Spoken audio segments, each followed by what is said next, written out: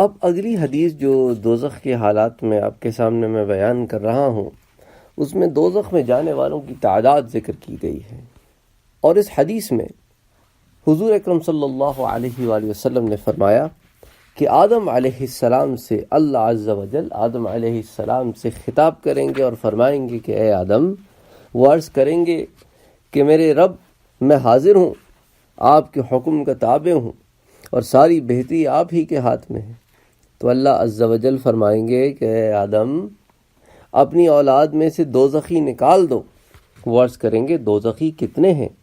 ارشاد ہوگا ہر 1000 میں 999۔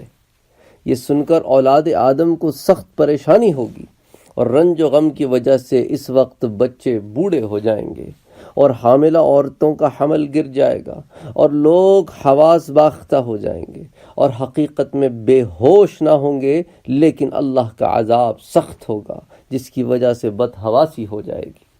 یہ سن کر صحابہ کرام نے عرض کیا کہ یا رسول اللہ، وہ ایک جنتی ہم میں سے کون کون ہوگا؟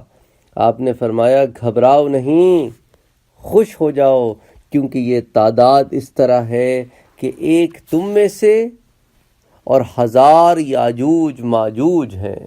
اللہ اکبر، اللہ اکبر۔ اس حدیث کو مشکات شریف میں روایت کیا گیا ہے کہ مطلب یہ ہے کہ یاجوج ماجوج کی تعداد بہت زیادہ ہے۔ اگر تم میں سے اور ان میں مقابلہ ہو تو تم میں سے ایک شخص کے مقابلے میں یاجوج ماجوج 1000 آئیں گے، اور چونکہ وہ بھی آدم کی اولاد سے ہیں، ان کو ملا کر فی 1000 999 دوزخ میں جائیں گے۔ ہر 1000 میں سے 999 دوزخ میں، اور ایک جو ہے وہ جنت میں جائے گا۔ سبحان اللہ، سبحان اللہ۔ تو یہ حدیث جو ہے اس کو مشکات شریف میں روایت کیا گیا ہے۔